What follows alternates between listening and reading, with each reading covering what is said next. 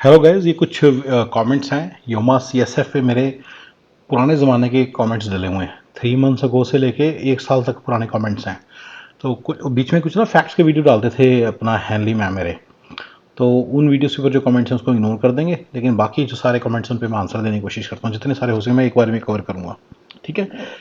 L1 is the best employment based visa to get green card if born in India। हाँ, if born in India से सारी by जो green card problem है Indians को और Mexican को और चाइनीज को सबसे ज़्यादा है, ठीक है।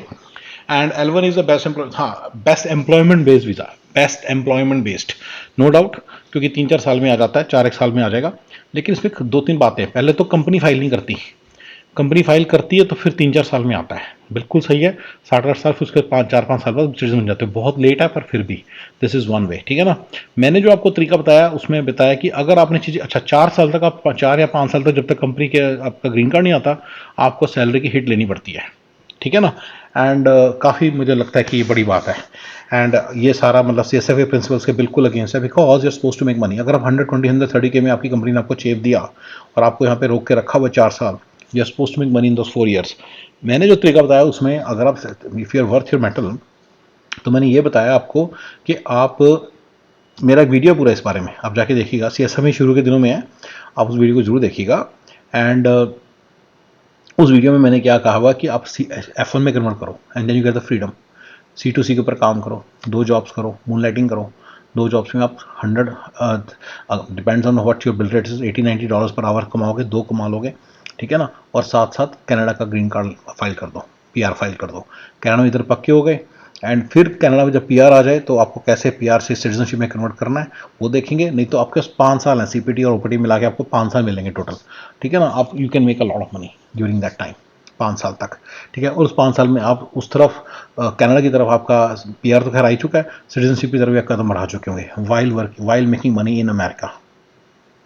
कैसे, क्वेश्चन है ना।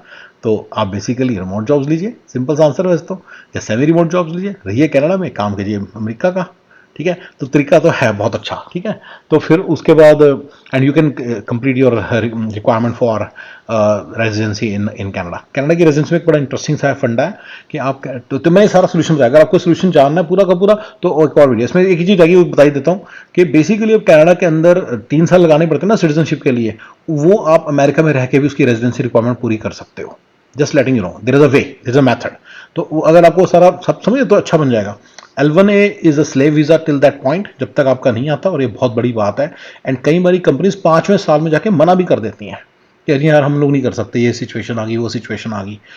तो अगर आप L1A इंडिया में जब ले रहे हो ना, पहली शर्त रखो कि ग्रीन कार्ड जाते सारी पहले दिन फाइल होगा, तो फिर ये बहुत अच्छी चीज़ है, ठीक है, बहुत अच्छी चीज़ होगी, ठीक है।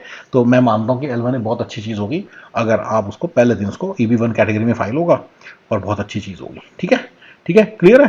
एंड तब भी बहुत अच्छी चीज़ होगी, यस इट विल वर्क, ठीक है। तो ये आपका कमेंट है, ये 7, ये तो मैं छोड़ रहा हूँ इन कमेंट्स को, ठीक है। कंटेंट कॉपी के, हाँ ये ठीक है, ये तो उनके ऊपर फैक्ट्स वीडियो पे, ये देखिए यहाँ पे आ गया, investing in India with family members, कोई भी ना हो और सिर्फ बाप हो तो तब मुझे लगता है कि ही कैन बी ट्रस्टेड। अगर आप अमेरिका में रह रहे हैं और यहीं रहते रहेंगे और आपके फादर ने इंडिया में ही रहना है ना, तो ना पता क्या होता है इंडिया में ना, वो अपने चाचे के, अपने भाई के बेटे को, अपने अपने ब्रदर, अपनी बहन के बेटे को प्रेफरेंस देने लगता है, क्योंकि उन्होंने उनके साथ रहना है, यू सी। तो थोड़ा सा उस केस में भी ज़रा संभाल के, उस केस में भी थोड़ा संभाल के, ठीक है। तो ठीक है ना। बट इन जनरल यस, मेरी वो सिचुएशन नहीं है, मैं तो 6 भाई हैं, तो इसलिए कुछ ज़्यादा ही बड़ी, अगर 2 भी होते तो मैं देखता हूँ मेरे पेरेंट्स किसको ज़्यादा प्यार करते हैं, कुछ तो डेटा होता, मेरे कोई खास डेटा नहीं है।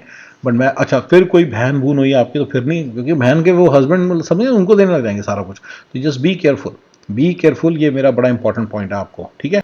Very deep talks, I really like it. People make money but expense very high too, ये बिल्कुल, थैंक यू जी, thank you for appreciating that, thank you, ठीक है ना। It's quite hypocritical yours to make this video and may I say borderline delusional. L1 is a slave visa in the US and so is H1. You need to tell me how, and I'm very much okay with understanding. I want to maintain a two-way communication through this channel, and please मुझे जरूर बताइए कि why do you feel this way, क्यों H1 एक वो नहीं है, slave visa नहीं है। मैं तो सिर्फ आपसे उसको ये, मैं तो सिर्फ ये भी बताऊंगा कि कैसे आप H1 से छुटकारा पा सकते हो, कैसे जल्दी जल्दी H1 से छुटकारा पाओ, ठीक है ना। Just get to the point, already man you take too long. हाँ, ये मैं थोड़ा मानता हूँ, शुरू के मेरे वीडियोज़ में ना थोड़ा सा मैं, बस वीडियो बनाते हुए पता चला कैसे बनाने हैं, थोड़े बेटर होने लगे, अभी भी बहुत अच्छे नहीं होते बट जैसे हैं थोड़े से बेटर है, ठीक है। पहले तो कुछ ज़्यादा ही खराब थे। Really enjoying your insight, I think it can be applied to most western countries, decide where you want to get. बिल्कुल, अगर आप पहले डिसीजन ले लो, जिस दिन वेरी फर्स्ट डे अगर आपको क्लियर होगा ना, आपको उतना बेनिफिट होगा। और लोग 3-3, 4-4, 6 से 7-7 साल तक क्लियर नहीं होते और ये उनको ले डूबती है चीज़, ठीक है ना। अगर आपने इंडिया जाने का डिसीजन लिया हुआ है तो आपको याद रखना, उस पर स्टिक करना और जाना ही जाना है, नहीं तो इस कंट्री में रहना पड़ गया ना। 7 साल इस कंट्री के हिसाब से अर्न नहीं किया और इस कंट्री में फिर रहना पड़ गया, तो आप 7 साल लूज कर रहे हो, आपके बच्चों को कॉलेज भेजने के पैसे नहीं होंगे आपके पास, विच इज़ फाइन, लोन ले लेंगे।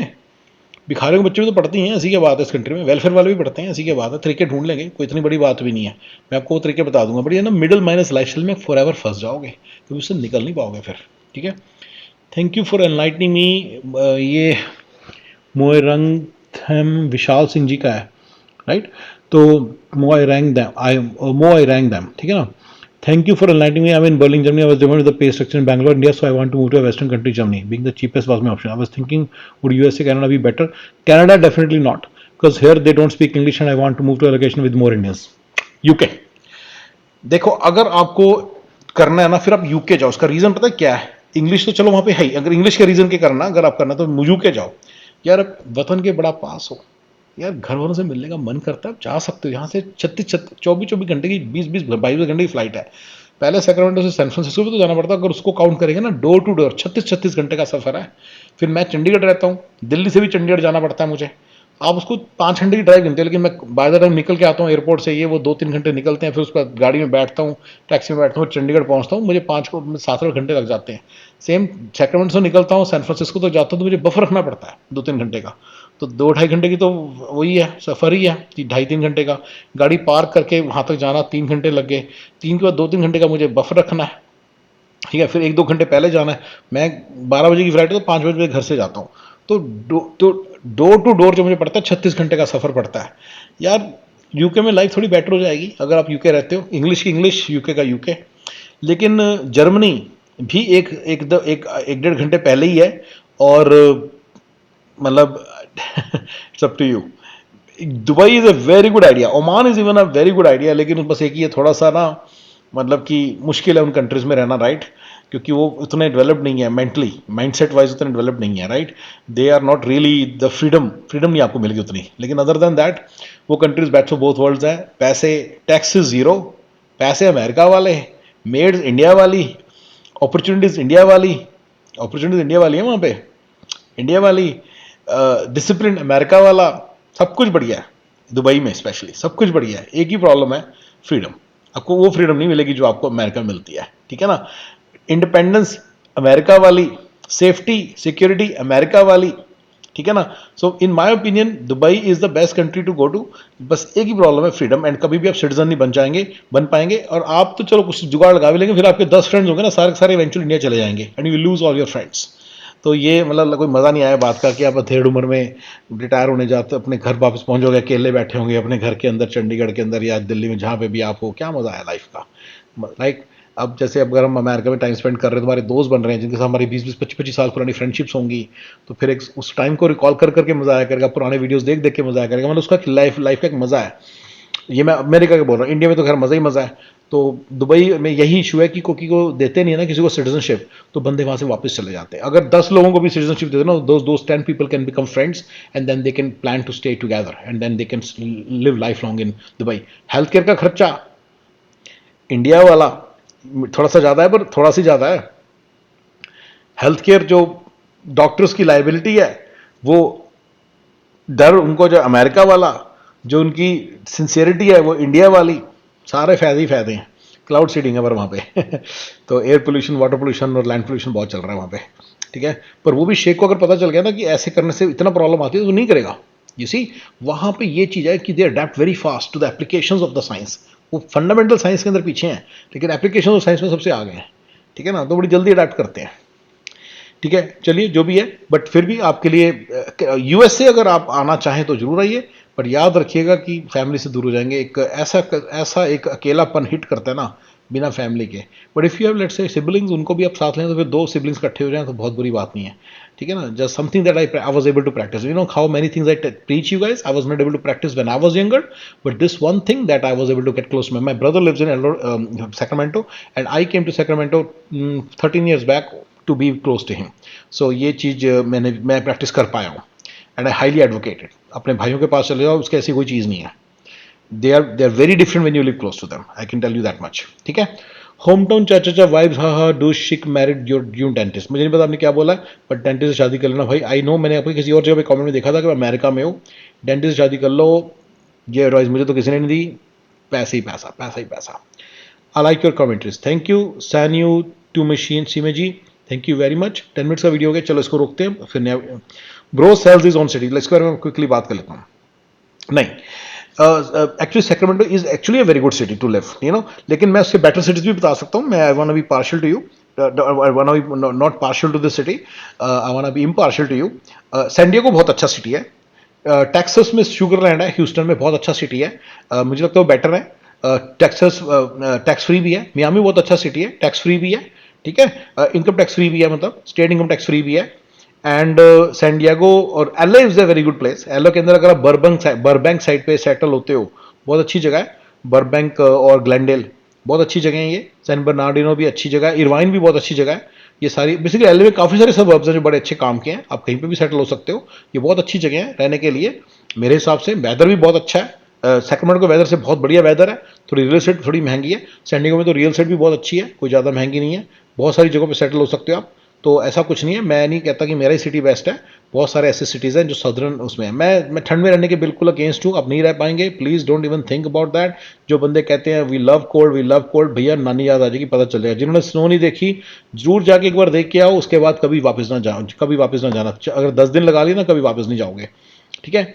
सो no, I am not selling my own city. There are so many other cities which are better than ours mind. And मैंने 3-4 गिना दिए हैं. ठीक है ना, ये सारे सिटीज़ बेटर हैं. और राइट जी, ठीक है. अब मैं ये मैंने बता दिया इसके बारे में. ये big brains, if you are not born India और China, there are no slave और natural because have no long long line और try diversity broadly like me, born in Uganda, came टी एस से डायरेक्ट ऑन ग्रीन कार्ड. बिल्कुल ऐसी है, ये बिल्कुल सही है. इंडिया के लिए ही ज़्यादा प्रॉब्लम, इंडिया और चाइना के लिए. देखिए मेरे ज़्यादा व्यूअर्स वैसे इंडिया और चाइना की हैं, और पाकिस्तान के मेरे व्यूअर्स जो कह रहे हैं मैं तो वीज़ा ही नहीं मिल रहा यहाँ पे आने का, उनको तो कुछ और ही पंगे आते हैं. तो मेरे ज़्यादा व्यूअर्स इंडिया और पाकिस्तान की हैं, और थोड़े से बहुत बांग्लादेश के हैं. तो मैं तो इंडिया के लोगों को सब जब बता रहा हूँ, हाँ बहुत इशू आता है. आप युगांडा में बॉर्न हो भाई, बहुत अच्छी बात है. फिर थोड़ा रेयर केस है आपको. इस फंडा, ये इसके अंदर मैं एक फंडा और बता देता हूँ. ठीक है. चलिए इसके लिए मैं सेपरेट वीडियो बनाऊंगा. You know some people how they work in Nepal. ठीक है, नेपाल वगैरह के थ्रू कैसे करते हैं. ठीक है, कुछ लोग ऐसे करते हैं. ठीक है.